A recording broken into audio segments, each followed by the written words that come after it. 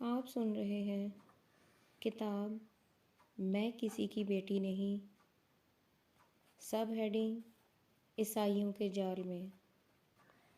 میری زندگی کا وہ دن طلوع ہوا جب میں گھر سے نکلی اور آج تک واپس نہیں گئی۔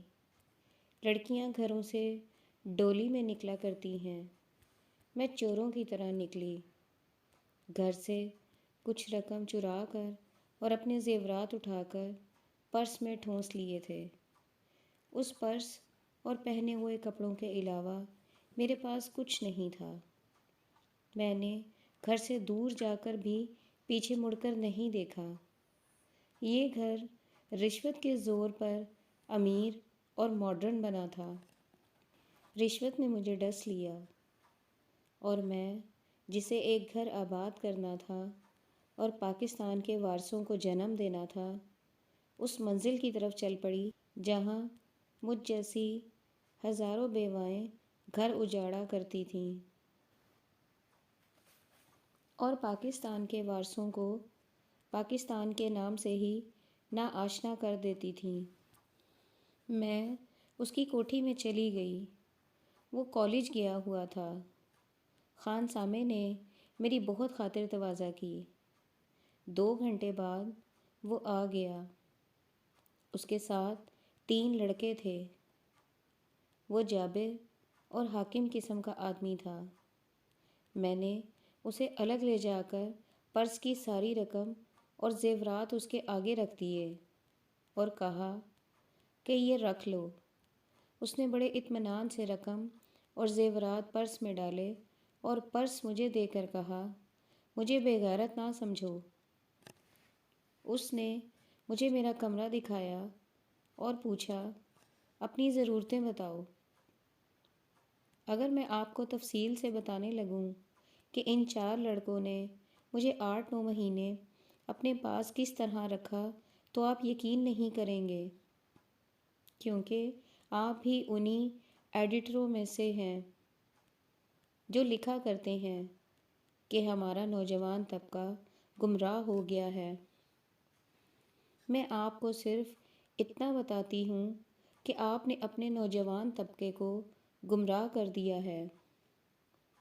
آپ اگر میری ان باتوں پر یقین کریں گے جو میں آپ کو ان 4 نوجوانوں کے متعلق بتاؤں گی تو آپ صرف اس پر ہی ایک کتاب لکھ سکیں گے، لیکن میں بات مختصر کروں گی۔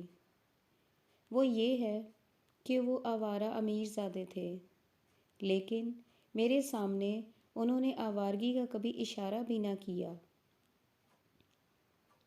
صرف ایک واقعہ بتا دیتی ہوں۔ اس کوٹھی میں میری دوسری رات تھی۔ میرے اس دوست کا کمرہ الگ تھا اور میرا الگ۔ باقی 3 ایک ہی کمرے میں رہتے اور سوتے تھے۔ آدھی رات کو میری آنکھ کھل گئی۔ مجھے فوراً اس شہزادے کا خیال آیا جس نے اتنی دلیری سے مجھے پناہ دی تھی۔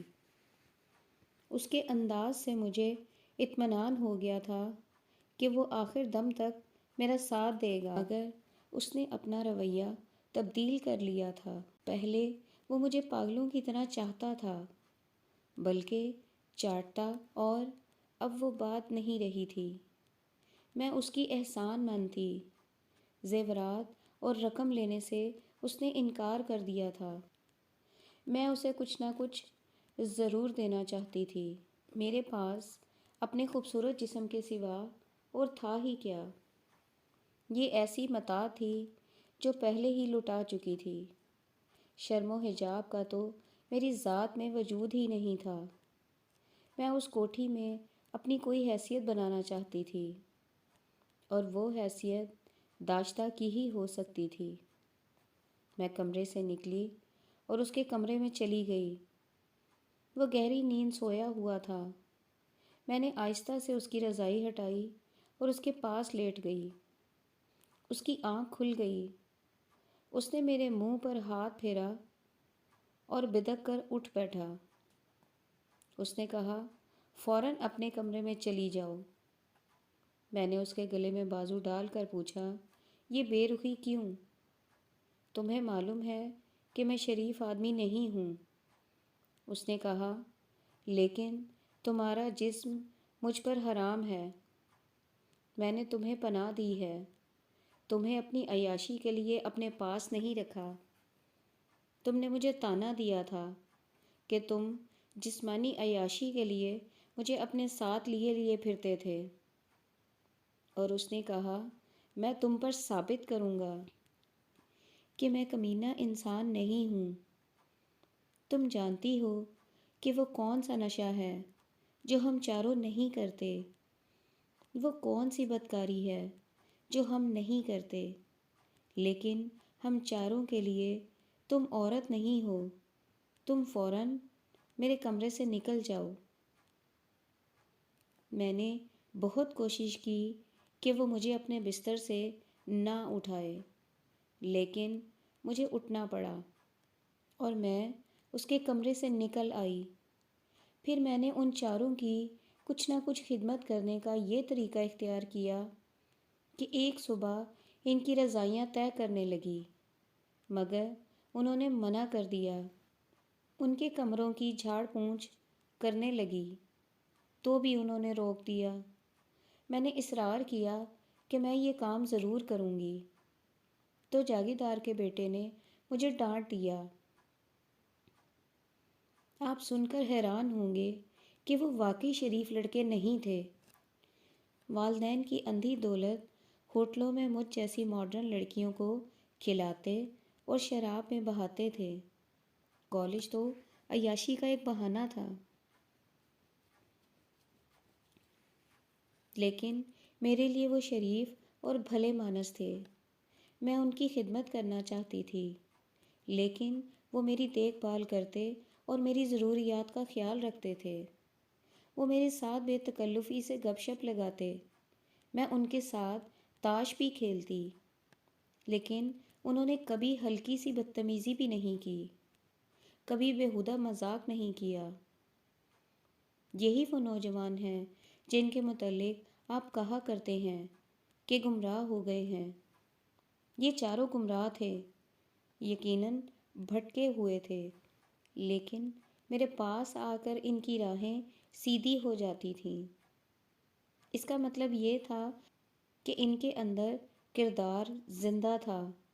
یہ آپ کا کام ہے اور یہ معاشرے کے بزرگوں کا کام ہے کہ نوجوانوں کے کردار کا تحفظ کریں، انہیں کوئی مقصد دیں، انہیں کوئی منزل دکھائیں۔ اگر آپ فلسفہ اور انسانیت پڑھے ہوئے ہیں تو خود ہی تجزیہ کر لیں کہ ان چار نوجوانوں کا کردار دو متضاد اقسام کا کیوں ہے۔ میں آپ کو واقعات سنا رہی ہوں، یا یوں سمجھ لیجئے کہ آپ کو آئینہ دکھا رہی ہوں۔ اس میں اپنی سوسائٹی کا چہرہ دیکھ لیجئے۔ میں ان لڑکوں کے پاس آئی تو انہوں نے مجھے اس مصیبت سے نجات دلانے سے انکار کر دیا۔ انہوں نے کہا کہ وہ مجھے اس مقصد کے لیے کسی ڈاکٹر کے پاس نہیں بھیجیں گے، کیونکہ یہ زندگی اور موت کا سوال ہے۔ میں خود بھی کسی ڈاکٹر کے پاس نہیں جانا چاہتی تھی۔ مجھے ڈر تھا کہ پہلے ڈاکٹر کی طرح دوسرا ڈاکٹر بھی میری مجبوری سے ناجائز فائدہ اٹھائے گا۔ میں کوئی نیک پاک لڑکی تو نہیں تھی، لیکن میرے ذہن میں ڈاکٹر کا تصور بڑا پاک اور معزز تھا۔ وہ بت ٹوٹ گیا تھا، مجھے اس سے نفرت ہو گئی تھی۔ جاگیردار کا بیٹا منجھا ہوا آدمی تھا۔ میری طرح جو لڑکیاں اپنی تہذیب سے بھاگ کر مغرب کے ننگے کلچر میں جا گم ہوتی تھیں، ان میں سے بیشتر میری طرح کی مصیبت میں گرفتار ہو جایا کرتی تھیں۔ وہ چوری چھپے ایبارشن کرا لیتی تھیں، یا عیسائیوں کے کسی ہسپتال میں بچہ جن کر انہی کے حوالے کر آتی تھیں۔ میرے اس محسن نے مجھے ایسے ہی ایک ہسپتال کا راستہ دکھایا اور مجھے چھپائے رکھنے کے لیے برقع سلوا دیا۔ میں اس ہسپتال گئی، ایک عیسائی لیڈی ڈاکٹر سے ملاقات ہوئی۔ میں نے اسے بتایا کہ غیر شادی شدہ ہوں اور ماں بننے والی ہوں۔ اس کا چہرہ مسرت سے کھل اٹھا اور اس نے ایسی پیاری باتیں کیں جن سے میرے ضمیر سے گناہ کا بوجھ اتر گیا، اور میں گناہ کا جو بوجھ کوکھ میں اٹھائے پھرتی تھی اس کی اذیت میں نمایاں کمی ہو گئی۔ ایسا خلوص اور ایسا درد تو میری سگی ماں کے دل میں بھی نہیں تھا۔ اس نے کہا، نادانی میں تم سے ایک گناہ سرزد ہو گیا ہے، اپنے آپ کو اندر ہی اندر کھاتی جاتی نہ رہو، یہاں ہم تمہیں اس گناہ کی سزا سے صاف بچا لیں گے۔ بچے کو کہاں لے جاؤ گی؟ لے جاؤں گی کہاں؟ اس نے ہنس کر کہا، وہ یہیں رہے گا، اور تم یہاں سے اس طرح خوش و خرم اور صحت یاب ہو کے نکلو گی کہ کنواریوں سے زیادہ صحت مند نظر آؤ گی۔ اس کے اتنے پیارے سلوک نے مجھے اس کا گرویدہ بنا لیا۔ میرے رکے ہوئے آنسو بہہ نکلے۔ اس کی تسلی اور تشفی نے مجھ سے ساری باتیں اگلوا لیں۔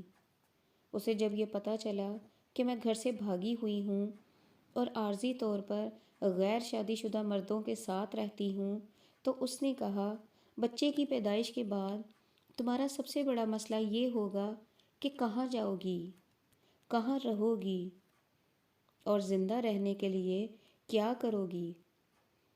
ان سوالوں نے مجھے لرزا دیا۔ میں نے آگے کی تو سوچی ہی نہیں تھی۔ مجھے خاموش دیکھ کر اس نے کہا، گھبراؤ نہیں، ہمارے پاس اس کا بھی علاج ہے۔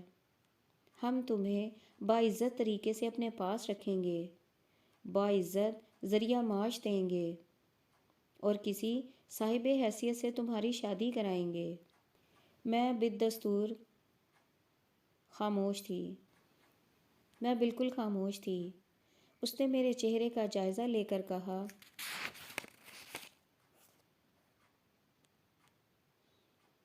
تم اپنے آپ میں صرف اتنی تبدیلی پیدا کر لینا کہ عیسائی مذہب اختیار کر لینا۔ میں اس طرح چونکی جیسے کسی نے بے خبری میں مجھے سوئی چبو دی ہو۔ میرا کوئی مذہب نہیں رہا تھا۔ میں اپنے مذہب اور اپنے کلچر کی مفرور تھی۔ میں برائے نام مسلمان تھی، لیکن اس غیر مذہب کی لیڈی ڈاکٹر نے جب مجھے مذہب تبدیل کرنے کا مشورہ دیا تو مجھے یوں صدمہ ہوا جیسے عصمت کے بعد سب سے زیادہ قیمتی چیز مذہب تھی۔ یہی ایک متاع میرے پاس رہ گئی تھی۔ کیا یہ بھی لٹا دوں؟ نہیں، میرے دل سے آواز اٹھی، میں مذہب نہیں چھوڑوں گی۔ مگر میری مجبوری دیکھیے، میں انکار نہیں کر سکتی تھی، کیونکہ میری نجات اس چھت تلے تھی جہاں میں بیٹھی ہوئی تھی۔ میرے لیے جھوٹ بولنا کوئی مشکل کام نہیں تھا۔ میں نے اسے کہا کہ بچے کی پیدائش کے بعد عیسائی ہو جاؤں گی۔ اس نے میرا معائنہ کیا اور ہر 15ویں روز معائنے کے لیے آنے کو کہا۔ میں وہاں سے مطمئن ہو کر نکلی، بوجھ ہلکا ہو گیا تھا، مگر اس سوال نے مجھ پر وہی بوجھ ڈال دیا کہ اس کے بعد کہاں جاؤں گی۔ یہی 4 لڑکے تھے جن میں سے کسی کے ساتھ شادی کر سکتی تھی، مگر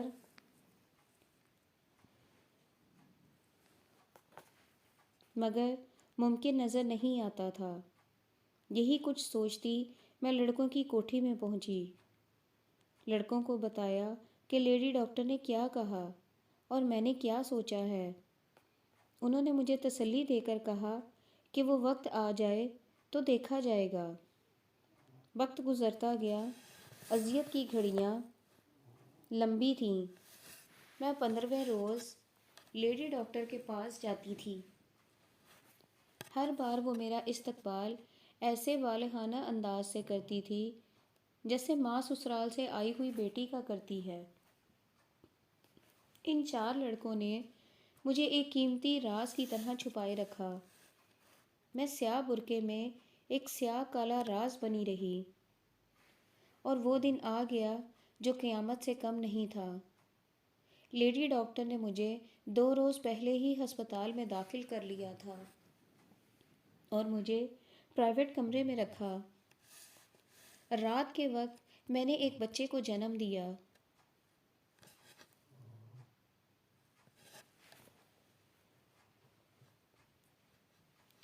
सुहागनों के यहाँ बच्चे होते हैं तो खुशियाँ मनाई जाती हैं, दावतें उड़ती हैं, मिठाइयाँ तकसीम होती हैं। मगर मेरी कोख से बच्चा पैदा हुआ तो मैंने मुंह फेर लिया, उसकी सूरत भी ना देखी। ये नापाक ये नापाक लोथड़ा गुनाह की पैदावार था। ज़रा जितना फूल जैसा बच्चा मेरे ज़मीर पर मनोवज़नी सिल बनकर पड़ा था। मैं अपने गुनाहों को चूमने से, देखने से घबरा रही थी। मैं बहुत रोई और नर्स से कहा, बच्चा ले जाओ, मैं नहीं देखूंगी। मुसलमान बाप और मुसलमान माँ के बच्चे को स्लीबी उठा ले गए। ये बच्चा मुबल्लिग बनेगा, ईसाइयत का प्रचार करेगा और ये गुनाह भी मेरी गर्दन पर होगा। उस गुनाह तक मुझे एक मिशनरी स्कूल की आज़ाद फ़िज़ा ने पहुंचाया था और एक मिशनरी हस्पताल के बंद कमरे में मेरे गुनाह की पैदावार मुझसे वसूल कर ली गई। उस वक्त जब मेरे बच्चे को उठाकर एक नर्स कमरे से निकल रही थी तो बच्चा रोया। मैं ज़मीन और आसमान की मौसीकी उस बच्चे के रोने पर कुर्बान कर दूं। जी में आई कि उठूं, नर्स से बच्चा छीन लूं और उसे सीने से लगाकर चूमती ही रहूं। वो मेरे जिगर का टुकड़ा था जो नोच लिया गया। मैंने उस माँ का गला घोंट कर बेदर्दी से मार दिया जो मेरी ज़ात में बेदार हो गई थी। मैंने अपने दिल को ये कहकर तसल्ली दी कि ये बच्चा मेरा नहीं, ये मेरे खावंद का बच्चा नहीं, ये मेरे गुनाह थे जो मेरे वजूद से अलग हो गए हैं। जी हाँ, ये मेरे गुनाह ही थे। मैंने सबके गुनाह अपनी गर्दन पर ले लिए हैं, अपने हिसाब में लिख लिए हैं। उन माँ बाप के गुनाह को भी अपने ज़मीर पर लिख लिया है जिन्होंने मुझे कॉन्वेंट स्कूल में दाखिल कराया था। मैंने कौम के गुनाह को भी अपने सीने में रख लिया है जिसने अपने गलीज़ स्कूलों को इस काबिल ना बनाया कि लोग अपने बच्चों को गैर मज़हब के स्कूलों में दाखिल ना कराएं और उनके कच्चे कच्चे नन्हे मुन्ने ज़हनों को मगरिब के उरिया तहज़ीब व तमद्दन से महफूज रखें। उस वक्त मेरा जहन भी कच्चा था। मुझे जो चीज़ अच्छी लगी उसे सीने में समो लिया। माँ बाप और भाइयों ने उस चीज़ की तारीफ़ें की और घर में मज़हब और शराफत का नामो निशान ना रहने दिया। रिश्वत के ज़ोर पर अमीर और मॉडर्न बन गए। मैंने बोसो किनार और जिनसी लज्जत से भरपूर फिल्में पास करने वालों के गुनाहों का बोझ भी उठा लिया है। जिनसे इख्तलात की तस्वीरें छापने वालों, फहश रिसाले निकालने वालों और नंगे नावल लिखने और बेचने वालों के गुनाह भी अपने हिसाब में लिख लिए हैं। उन सब के गुनाह जब मेरी कोख में उतर गए तो सब ने मेरे नाम पर थूक कर मुझे जिला वतन कर दिया। उलमाए कराम के फतवे के मुताबिक सज़ा मुझे ही मिलनी चाहिए, संसार भी मुझे ही होना चाहिए। लेकिन ये ना भूलिए कि मैं 3rd ईयर तक पढ़ूंगी। अंग्रेज़ी स्कूल में इब्तदाई तालीम पाई है। मैं कोठे पर बैठने वाली तवाइफ नहीं, गैर मुल्की और पाकिस्तानी दानिश्वरों के साथ, सियासतदानों और आलमों के साथ भी उठी बैठी हूँ। उनके साथ रातें गुजारी हैं। मैं बहुत कुछ समझती हूँ, बहुत कुछ जानती हूँ। मैंने इन सब के जो मेरे पास आते हैं नंगे जिस्म नहीं, नंगे ज़मीर देखे हैं। आपने मुंह खुलवाया है तो अब मुझे बात ज़रा खुलकर करने दीजिए। मैं हस्पताल की बात कर रही थी। मैंने अपने बच्चे की सूरत नहीं देखी। मुझे ईसाई बनाने की तैयारियां शुरू हो गईं। नूर के तड़के एक पादरी हाथ में मोमबत्ती उठाए हुए आता, कुछ पढ़ता और जलती मोमबत्ती मेरे जिस्म के ऊपर ऊपर और जलती मोमबत्ती میرے جسم کے اوپر اوپر گھما کر چلا جاتا۔ ہر صبح میری آنکھ اس پادری کے گنگنانے سے کھلتی۔ دنیا کی پہلی آواز یہی ہوتی جو میرے کانوں میں پڑتی۔ عموماً ہسپتال سے 7ویں 8ویں روز فارغ کر دیا جاتا تھا۔ میں 1 ہفتے بعد فارغ ہونے کے قابل ہو گئی، لیکن مجھے چھٹی نہیں دی جا رہی تھی۔ لیڈی ڈاکٹر آتی، ایک نن آتی، نرسیں آتیں اور میری برین واشنگ کر کے چلی جاتیں۔ یہ روزمرہ کا معمول تھا۔ حقیقت یہ ہے کہ یہ معمول بڑا ہی پیارا تھا۔ ان کی باتوں میں ہمدردی اور انس تھا۔ انہوں نے میرے سارے خدشے دور کر دیے تھے، سارے مسئلے حل کر دیے تھے، میری شادی تک کا بندوبست کر لیا تھا، اور میں اس حسین جال میں پوری طرح پھنس گئی تھی۔ ہسپتال میں شاید 20ویں رات تھی۔ میری آنکھ لگ گئی تھی۔ خواب میں جلتے ہوئے مکان دیکھے۔ یہ میرا گاؤں تھا جو جل رہا تھا۔ میں نے اپنا وہ چھوٹا سا اسکول بھی جلتا دیکھا جہاں میں نے قرآن کا پہلا پارہ پڑھا تھا۔ میں اکیلی اندھیرے میں بھاگی جا رہی تھی۔ میں 6-7 سال کی بچی تھی۔ میں گر پڑی اور میری آنکھ کھل گئی۔ ایسی گھبراہٹ کہ دل کی دھڑکن کو سنبھالنا مشکل ہو گیا۔ خوف سے میرے پاؤں تک کانپ رہے تھے۔ میں کلمہ پڑھنے لگی اور ہاتھ لمبا کر کے بتی جلا دی۔ تب مجھے یقین ہوا کہ میں ہندوستان کے کسی کھیت میں نہیں، ہسپتال کے کمرے میں بستر پر پڑی ہوں۔ میں کلمہ پڑھ رہی تھی۔ مجھے اس گھبراہٹ اور خوف میں یاد آ گیا کہ 2-3 دن بعد یہ لوگ مجھے عیسائی بنا لیں گے اور میں ان کی قیدی بن جاؤں گی۔ کمرے میں میرا برقع لٹک رہا تھا۔ سرہانے کے نیچے میرا پرس پڑا تھا۔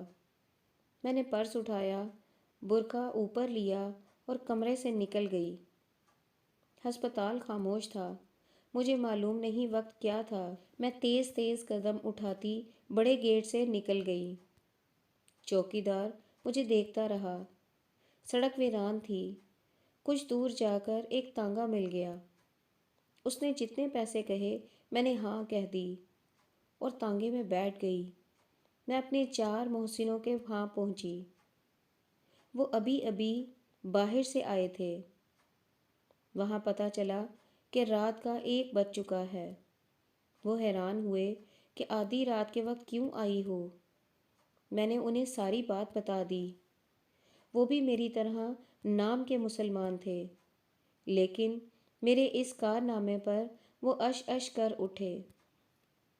سب ہیڈنگ: میرے حسن نے اسے ننگا کر دیا۔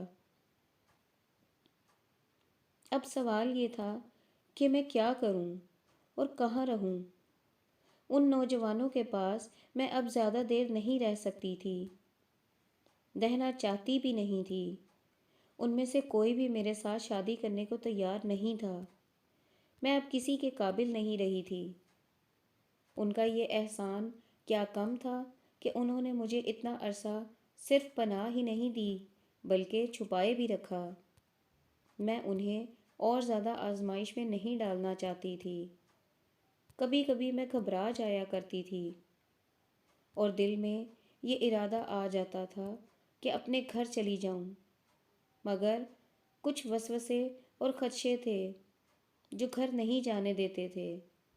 میں نے جاگیردار کے بیٹے سے کہا کہ کہیں اچھی سی نوکری مل جائے تو رہائش کا بندوبست کر لوں گی۔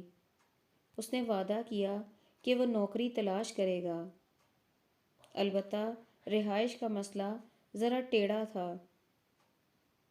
یہ تو مجھے توقع تھی کہ میں جہاں بھی چلی گئی مجھے نوکری ضرور مل جائے گی۔ میری تعلیم اچھی تھی اور انگریزی اسکول میں پڑھنے کی وجہ سے میں انگریزی بڑی روانی سے بولتی تھی، لیکن میرے اصل اوصاف میری شکل و صورت، قد بد اور جوانی تھی۔ کوئی پتھر دل والا مرد ہی مجھے مایوس کر سکتا تھا، مگر مجھے مستقل رہائش کے مسئلے نے پریشان کر دیا۔ ہمارے ملک میں عورت مویشیوں کی طرح کام کر سکتی ہے، لیکن تنہا نہیں رہ سکتی۔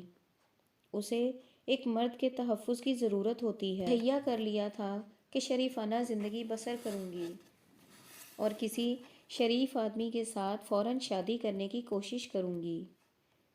میرے دوست نے 4-5 روز بعد مجھے ایک پرائیویٹ فرم کا پتہ دیا اور کہا اس کے مینیجنگ ڈائریکٹر کو پرائیویٹ سیکرٹری کی ضرورت ہے۔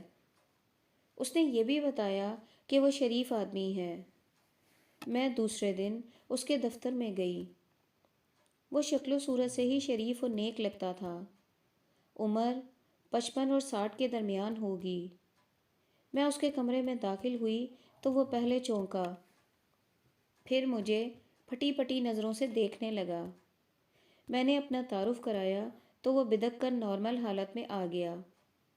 مجھے بیٹھنے کو کہا اور ہکلا کر بولا، جی ہاں، مجھے ایک پرائیویٹ سیکرٹری کی ضرورت ہے، لیکن مشکل یہ ہے کہ میرے ساتھ آپ کو کوئی مشکل پیش نہیں آئے گی۔ میں نے اس کی مشکل سمجھے بغیر کہا، میں بی اے تو نہیں کر سکی، تعلیم بی اے سے زیادہ ہی اچھی ہوگی۔ میرا کام دیکھ لیں، آپ کی مشکل کیا ہے؟ آپ برا تو نہیں مانیں گی؟ اس نے ایسے لہجے میں کہا جس سے صاف پتہ چلتا تھا کہ وہ چالاک نہیں ہے اور عورتوں کے معاملے میں اناڑی ہے۔ آپ کے دل میں جو کچھ بھی آتا ہے کہہ ڈالیں، میں برا نہیں مانوں گی۔ میں مجبور لڑکی ہوں، اپنے سہارے کھڑا ہونے کی کوشش کر رہی ہوں۔ میرے دل میں کوئی ایسی ویسی بات نہیں ہے۔ اس نے کہا، مجھے دراصل اتنی خوبصورت اور اتنی نوجوان لڑکی کی ضرورت نہیں تھی۔ وہ گہری سوچ میں پڑ گیا۔ بہرحال آپ کو میں رکھ لیتا ہوں، برقع اتار دیں۔ اگر آپ قبول کر لیں تو میں آپ کو 300 روپیہ ماہوار تنخواہ دوں گا۔ میں نے یہ تنخواہ قبول کر لی۔ اس نے میرا ایڈریس پوچھا تو میں نے اس کوٹھی کا نمبر دے دیا جہاں ان چاروں نوجوانوں نے مجھے پناہ دے رکھی تھی۔ اس نے مجھ سے ذاتی باتیں پوچھنی شروع کر دیں۔ مجھے جس چیز نے متاثر کیا وہ اس کا خلوص تھا۔ میری مجبوری سنے بغیر اس نے افسوس کا اظہار کیا کہ مجھ جیسی لڑکی نوکری کرنے پر مجبور ہو گئی ہے۔ اس کی باتوں میں مجھے مشفق باپ کی بڑی صاف جھلک نظر آئی۔ میں نے دل میں اسے باپ کا درجہ دے دیا اور سوچا کہ کچھ روز بعد اسے کہوں گی کہ میری رہائش کا بھی کوئی انتظام کر دے، اور اگر اس کے بچے پڑھتے ہیں تو میں انہیں پڑھا دیا کروں گی۔ وہ میرے ساتھ بڑی میٹھی میٹھی باتیں کرتا رہا۔ ذرا میری حالت پر غور کیجیے۔ میں گھر سے بھاگی ہوئی تھی، کوئی سہارا اور کوئی ٹھکانہ نہ تھا۔ اسی شہر میں رہتے یہ خطرہ سر پر منڈلاتا رہتا تھا کہ اپنے والد یا بھائیوں کو نظر آ جاؤں گی یا کوئی جاننے والا مجھے دیکھ لے گا۔ اس لیے میں نے اپنے آپ کو برقعے میں لپیٹ لیا تھا۔ میری سب سے بڑی مشکل یہ تھی کہ میں نے شریفانہ زندگی بسر کرنے کی قسم کھا لی تھی۔ اس قسم کے پیش نظر میرے والدین کا گھر بھی شریفوں کا گھر نہیں تھا، ورنہ میرے لیے نہایت آسان راستہ تھا کہ کسی دولت مند عیاش کی داشتہ بن جاتی۔ ہمارے ہاں ایسے لوگوں کی کمی تو نہیں، مگر میں نے اپنے آپ کو زنجیروں میں باندھ لیا تھا۔ ان حالات میں میری اندرونی کیفیت ایسی تھی جیسے میرے اندر گہرا زخم ہو گیا ہو، یا دل میں کوئی ناسور ہو جو نہ پکتا ہو نہ پھٹتا ہو۔ اس کیفیت میں ہمدردی کا ایک لفظ بھی میرے دل کے ناسور کو تسکین دے دیتا تھا۔ اس معمر مینیجنگ ڈائریکٹر کی باتوں میں اور اس کے انداز میں ایسا ہی اثر تھا جس سے میری روح بھی سرشار ہوتی جا رہی تھی۔ میں نے اس سے پوچھا کہ میرا کام سمجھا دیں۔ تو اس نے کہا، ساری عمر کام ہی کرنا ہے۔ میں دیکھ رہا ہوں تمہارے اندر گھبراہٹ، گھٹن اور خوف ہے۔ جب تک تم میرے پاس ہو میں چاہتا ہوں کہ خوش باش رہو۔ اور اس قسم کی بے شمار ہی باتیں تھیں جو اس نے ایسے مخلصانہ لب و لہجے کے ساتھ کہیں کہ میرے آنسو نکل آئے، اور میں نے بے قابو ہو کر کہہ دیا، میں بے ٹھکانہ اور دھتکاری ہوئی لڑکی ہوں۔ مجھے اپنے سر پر آپ جیسے کسی بزرگ کے دستے شفقت کی اور ایک چھت کی ضرورت ہے جو میرے گناہ گار وجود کو دنیا کی نظروں سے چھپائے۔ محترم، میں ایک بڑا گندا راز ہوں۔ آپ اسے اپنے سینے میں اور اپنی چھت تلے محفوظ رکھنا گوارا نہیں کریں گے۔ یہ میری ایک دکھتی رگ تھی جو میں نے اس کے ہاتھ میں دے دی تھی۔ اس نے کہا، تمہیں کچھ دنوں بعد پتہ چلے گا کہ میں کیا ہوں۔ میں تمہیں تمہارے راز سمیت اپنے سینے میں چھپا لوں گا۔ بات ذرا کھل کر کرو۔ میرے دستے شفقت کو اپنے سر پر سمجھو۔ اس کی بزرگی میرے اعصاب پر غالب آ چکی تھی۔ میں نے یہ تو نہ بتایا کہ میں ایک بچہ عیسائیوں کے ہاں جن کر بھاگ آئی ہوں۔ باقی سب کچھ اسے بتایا۔